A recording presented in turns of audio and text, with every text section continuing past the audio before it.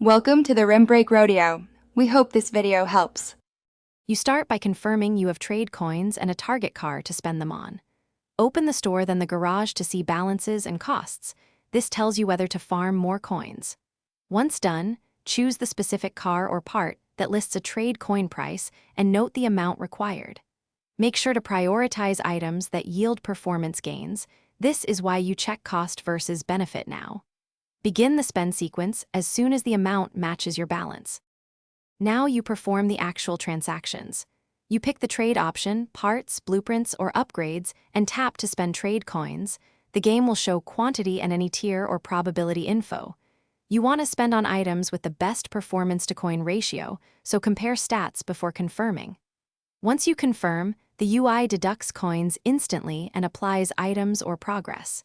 If you're buying bundles, make sure to watch for stacked bonuses that change value calculations. Finish by confirming the upgrade or part landed on the car, then test in a quick race to ensure stats changed as expected.